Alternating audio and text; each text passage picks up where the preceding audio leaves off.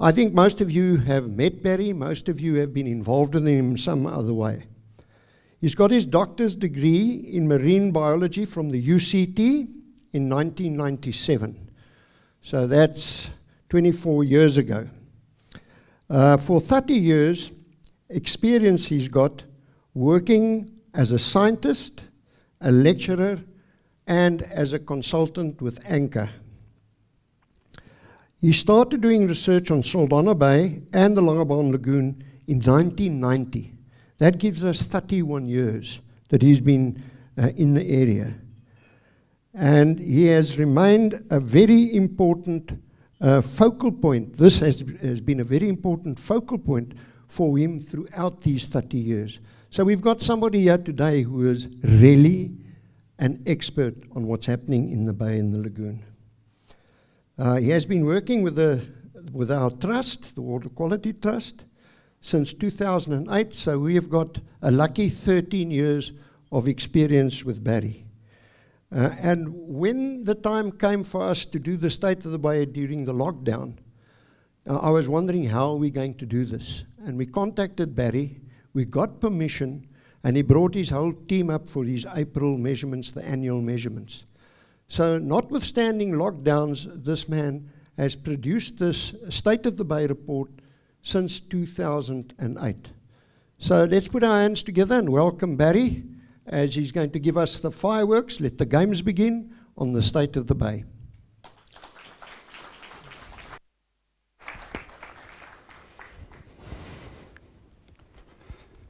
Okay, good morning everyone. It sounds like the mic is working, my headgear is working.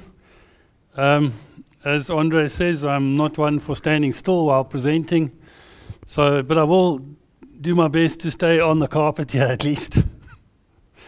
I'm very honored again to be here to talk to you about the State of the Bay. It's something that I'm incredibly passionate about. As Andre says, I've been working on doing research on Saldanha Bay and Langebaan Lagoon for a little over 30 years.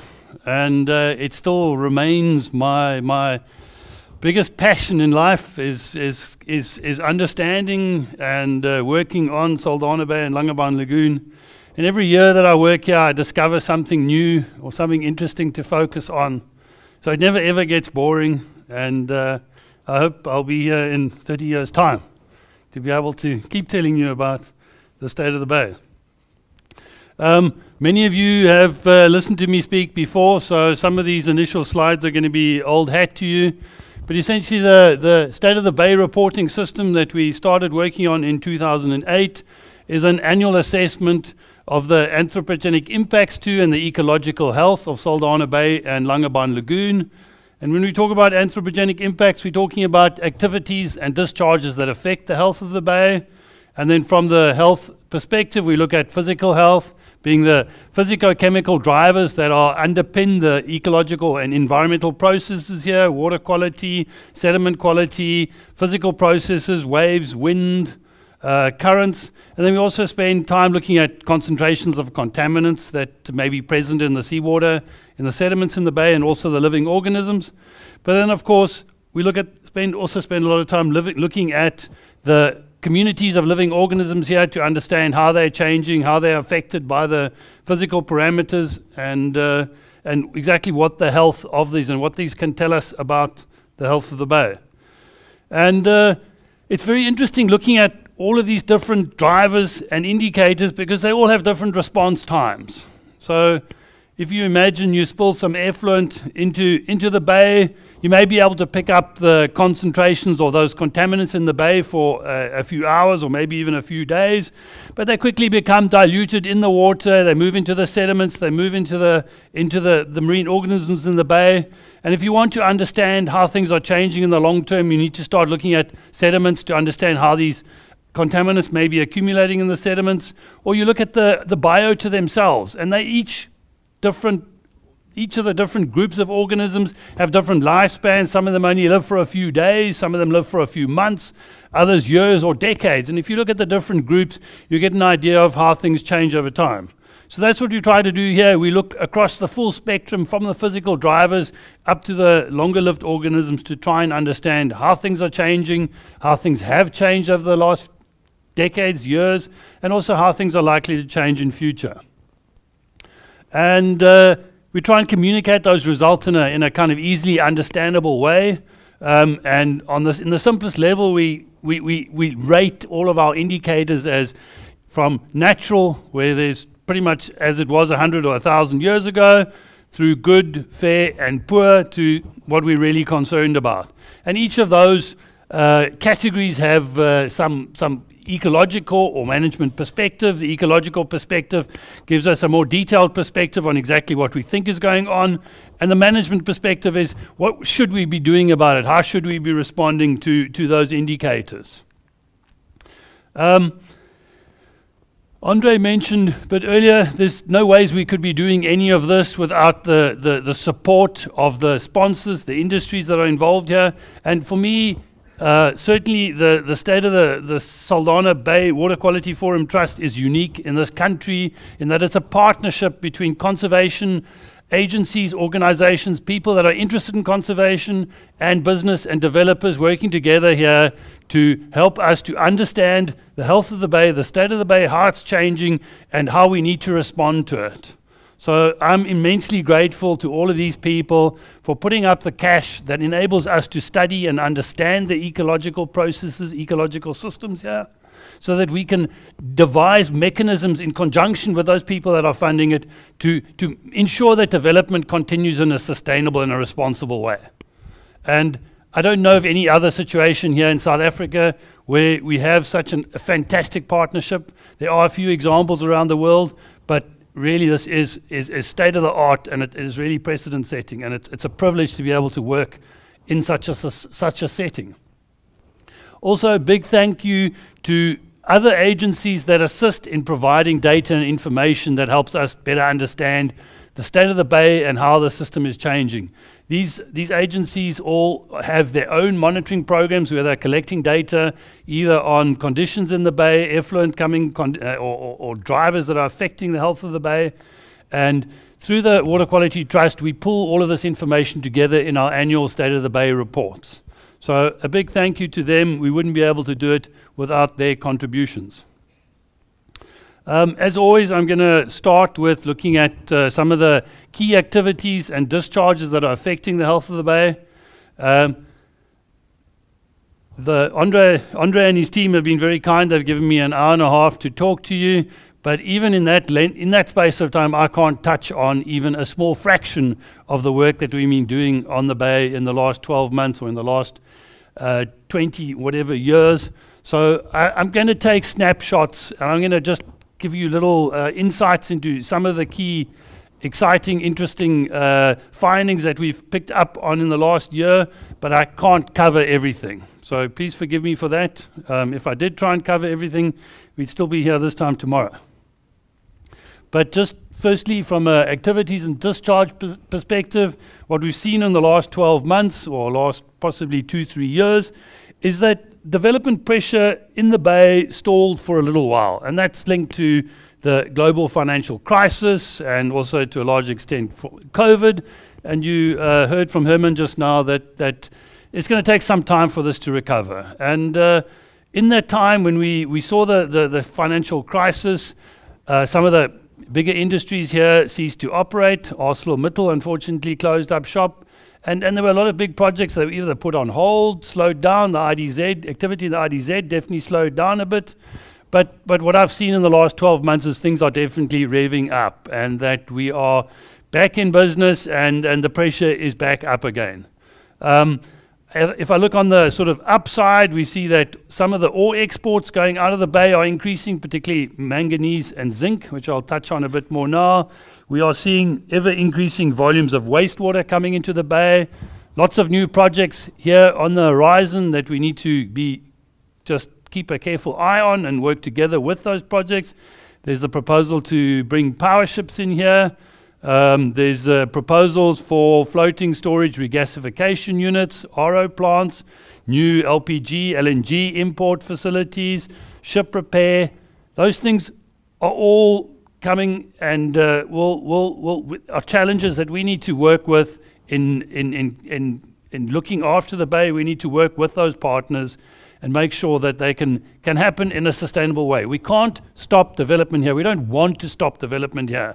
Development means jobs, it means income, but at the same time, we just need to make sure we do that in a responsible way, that we protect the environment at the same time. Some things on the going down that we've seen in the last 12 months or slightly longer is visitor numbers. Numbers of tourists coming to Saldanha Bay, Langebaan Lagoon are definitely down on what they were previously. On the one hand, yes, that's great from an environmental perspective, less disturbance, but on the other hand, it's terrifying, terrible for people that live and work here. We need those tourists, we need those people to come here, spend money to support local industries, local businesses, local people. Ore exports, some ore exports are slightly down. Iron ore, for example, slightly down. Shipping traffic a little bit down. I think the iron ore market is a little bit depressed at the moment. We've seen a big drop in ballast water discharges in the bay, which I'm a bit confused about, but I'll chat a bit more about that now.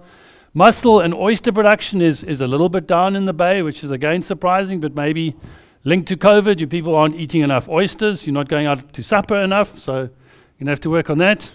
And then seems like fish processing also a little bit down. Basically, our fish stocks are struggling a little at the moment.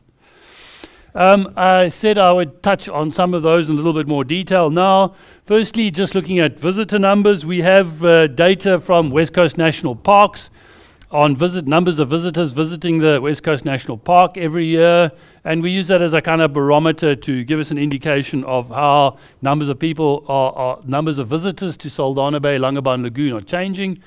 We've got data from 2005, 2006 up to the present day, and we can see quite strong growth over that initial period up to about 2017, 2018, where we peaked at around 350,000 visitors per year, up from the original 100,000, which was really fantastic. It's great to see so many people wanting to come and see this magnificent natural asset we have. But in the last few years, we've seen quite a downturn in the number of visitors here. The colors there, different categories of visitors, but perhaps the most important is the little green block in the middle there, which has disappeared in the last year, certainly. We're not getting any international visitors here, mostly because of COVID. South Africa has been red listed for quite a while, and people that visit here really struggle to go home again afterwards. So quite a significant drop in the numbers of visitors coming here, back down to the sort of levels we were seeing in 2010, 2011. So that's a bit concerning. Hopefully those numbers will come up again. Some interesting seasonal changes in the numbers of visitors here. Particularly when we had hard lockdown, we saw no visitors. March, April, our numbers of visitors, usually quite high in this area, went right down. Some compensation during August, September, during the flower season. We've had a bumper flower season, so that's been quite nice. And also quite a drop down in December, January relative to normal levels mostly because of COVID, but also probably financial pressures people are facing, which is, as I say, is a bit concerning. For me, it's important that people get to enjoy this magnificent natural asset that we have. On the shipping traffic front, we've got data from around 94, 95 up towards the present day. Steady increase in the number of vessels visiting the port of Saldanha every year, 1 or 2% per year, going up. And peaking in around 2018, 2019, and then a slight drop off in the last few years, probably because of the global financial crisis. Ballast water on the right-hand side here, increasing in concert with the number of vessels visiting the bay. Ballast water is carried by these vessels to stabilize them while they're empty, and then they discharge that ballast water when they get to the port, where they fill up with, in this case, filling up with iron ore in Saldanha Bay. Something very interesting there, in the last year, ballast water purportedly has dropped down to almost 50% of what it was at during the peak. So currently, the data we've got recently now suggests we're back to 94, 95 levels. I was a bit confused by that, and I asked Transnet please to help understand that. Have they changed their ballast water management practices, or what's the situation? They say there's been no changes in those practices, so I suspect that maybe there's an error in those data. We're just not quite sure exactly what it is yet. Ore exports, this is iron ore on the left-hand side here from 2003 up to the present day, steady increase over time up till about 2012, 2013, flattened off for a while and then has dropped off in the last year a little bit.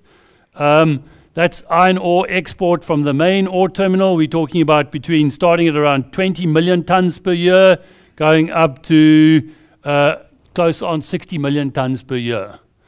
Some metal ores are also exported from the multi-purpose terminal. We're talking about a little bit of iron ore in the red in this case on this side, but most importantly, manganese. They started exporting manganese from Saldanha from the multi-purpose terminal around 2013, 2014.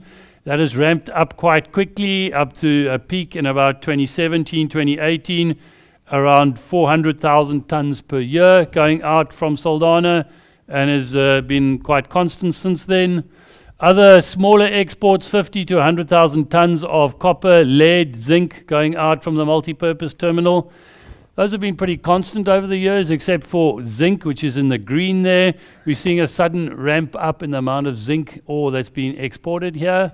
And definitely something that we need to keep an eye on. I mean, that's almost 3-4-fold increase in the amount of zinc going out from the multi-purpose terminal.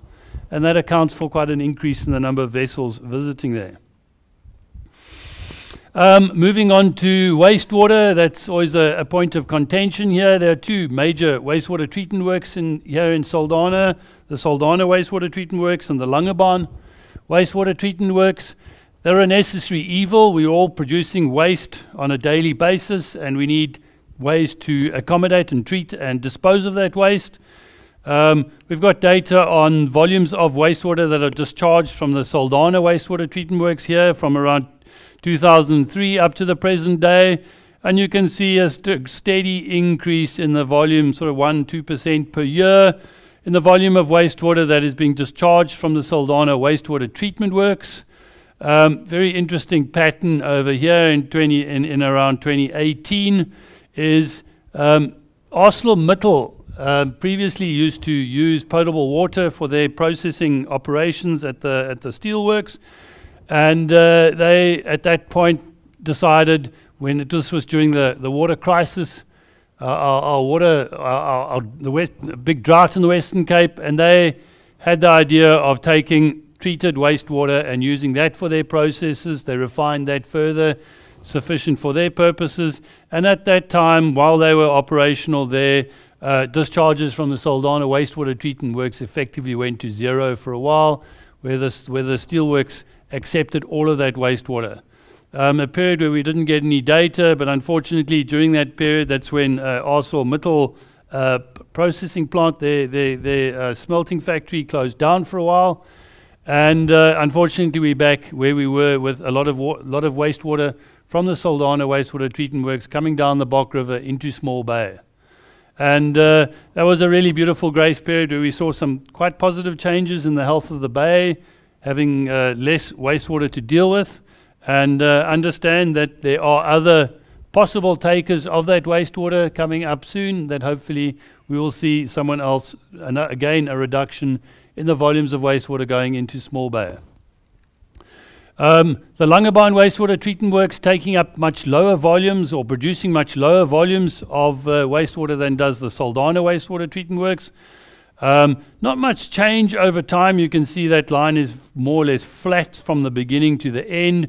Very interesting seasonal cycling there, with peaks in wastewater production actually wastewater discharge to the marine environment actually peaking in winter, basically because most of the water, that is wastewater that's produced in summer, goes off to the golf course or to other irrigation projects, but not so much demand in winter, where you see greater volumes going out into the bay.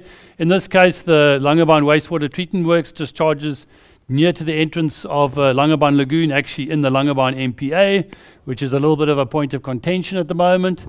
But again, very hopeful signs that all of the wastewater that's produced by the Langebaan Wastewater Treatment Works will be taken up by industry for irrigation purposes, and that in future we won't see any of this wastewater going into the bay. Mariculture production, also a very important industry here in Saldanha. Saldanha accounts for probably 80-90% of the mariculture production in the country at the moment. Recently we had the development of the Saldanha Aquaculture Development Zone, which encompasses all of these little colored blocks in there, which are now zoned for aquaculture production, and most of that is either in the form of mussels or oysters, some finfish activity in the red area there and in the areas outside of the bay. I've got statistics on production of mussels and oysters in the bay since around 2000, and quite constant for much of that time, up to from 2000 up to 2012, and then a sudden very rapid increase through towards 2019, and then unfortunately COVID 2020, we saw a bit of a reduction in the consumption of mussels, people not going out for supper or for meals so much during in the last year or two, and has seen a reduction in the amount of mussel production from Saldanha. But we're hopeful that we're moving away from COVID, and that soon that production will be up again. Oysters, not much change over the period. Oyster production fairly constant, but I suspect once we get out of the COVID pandemic that oyster production will go up quite dramatically. Just a few statistics on the aquaculture development zone here in Saldanha.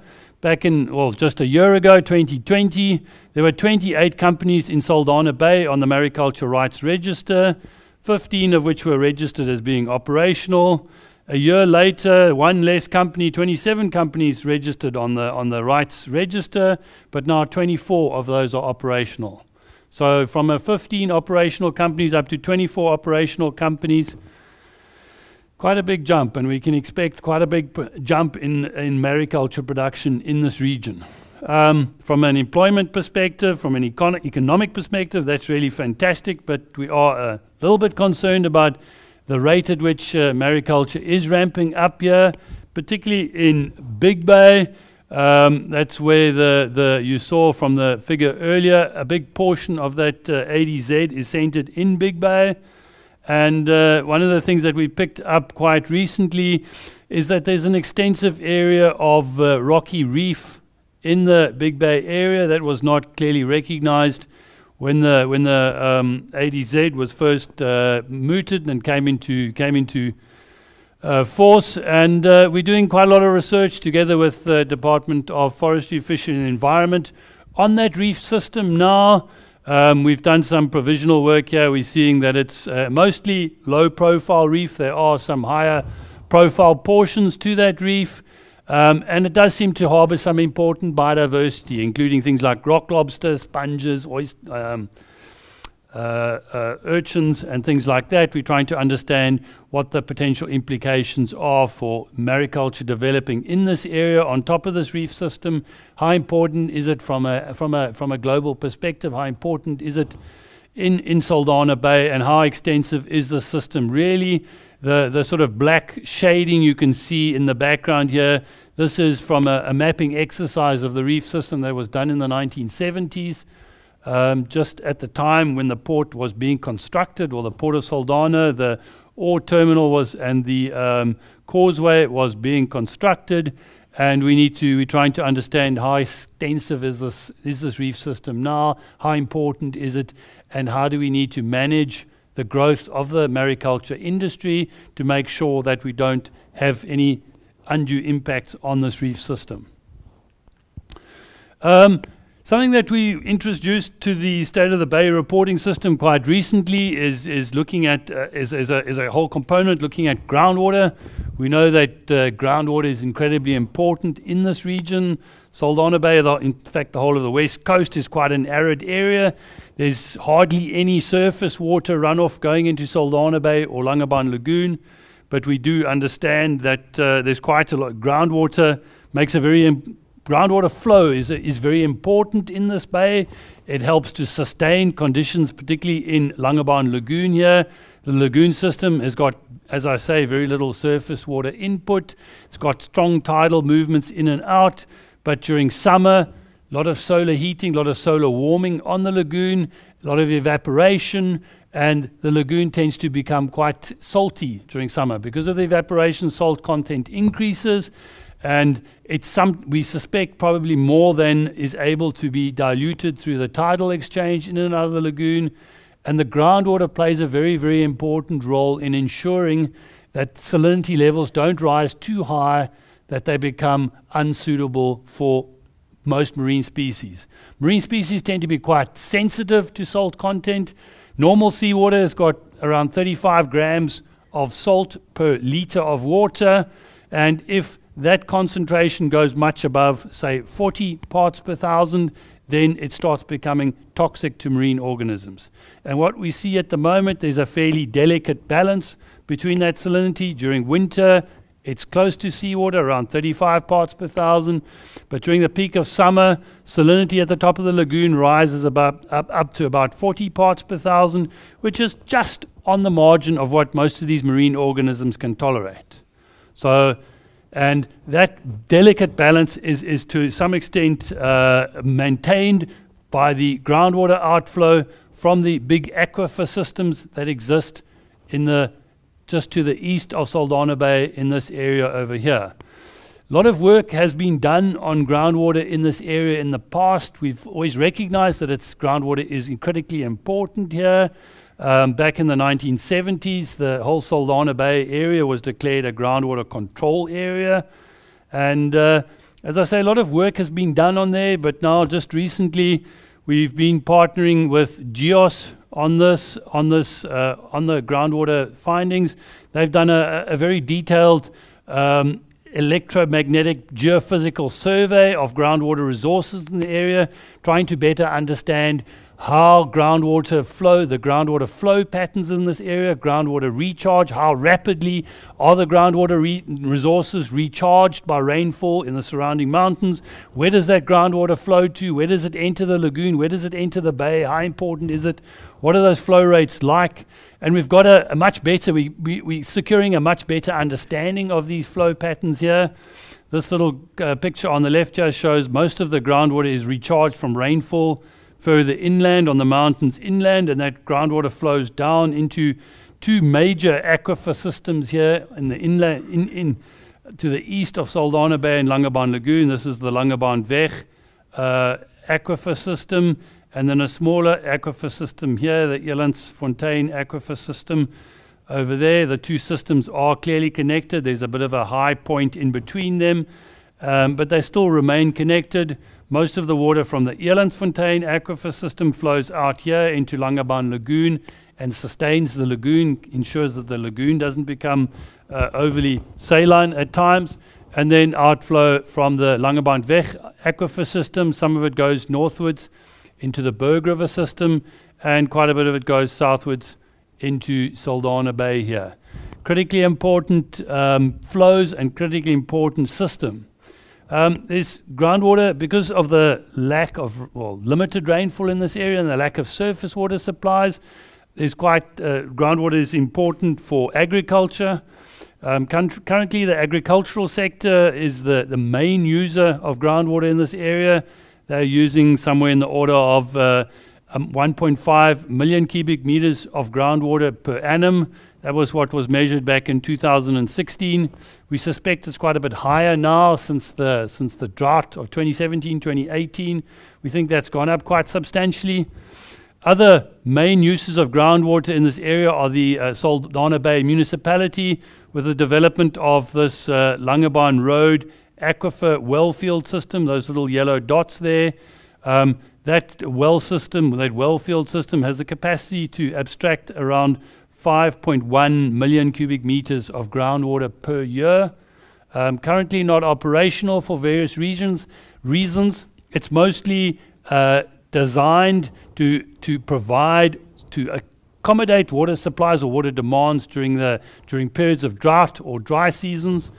Similarly, there's the Hopefield wellfield system, which is over there, the orange dots over there, also able to provide around 1.6 million cubic meters of potable water per year, again primarily designed to accommodate requirements during drought periods when flow coming down the Berg River is inadequate to supply demands in the region.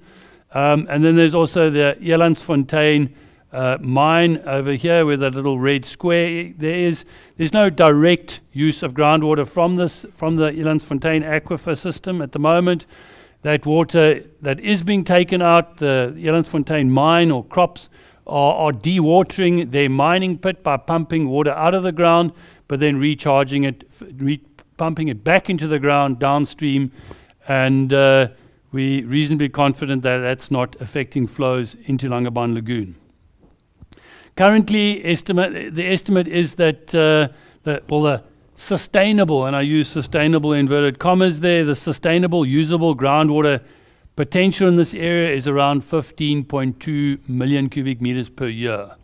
So groundwater use at the moment, somewhere in the order of 8 or so million cubic meters of water, well below what is perceived as a sustainable limit. But for me, sustainable in this context, I'm a little bit worried about the way that term is being used. For me, any water that is abstracted from the aquifer system will translate into reduced outflow on the bottom end. You take water out the top end, it's going to stop flowing out the bottom end. So for them, when they talk, when groundwater specialists or groundwater scientists or geohydrologists talk about sustainable use of groundwater, for them it means you can abstract water without significantly dropping the level of the aquifer.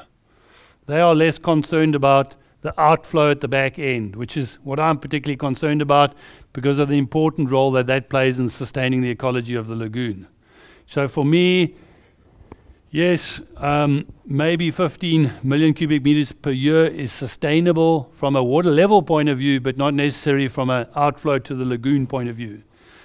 And recognizing that the management protocol has been set that groundwater exploitation or abstraction from these aquifer systems here in Saldanha should primarily only be done during times of drought as an emergency measure, and that for the rest of the year or for the rest of the time we should try and maintain that aquifer at a much higher level through recharge systems, and that we only rely, so we keep that water almost as a reserve for drought times. That doesn't really apply to the agricultural use that's going on all the time because they don't really have an alternative. But for the bigger abstractions for domestic and industrial use, I feel very strongly that as far as possible we need to leave that water in the ground for emergency use only when we really need it. And then once the emergency's over, we need to look at recharging those groundwater reserves such that they're available to support environmental processes, ecological processes in the lagoon. And obviously comprehensive monitoring of both the abstraction and water levels and outflows from the groundwater systems are essential.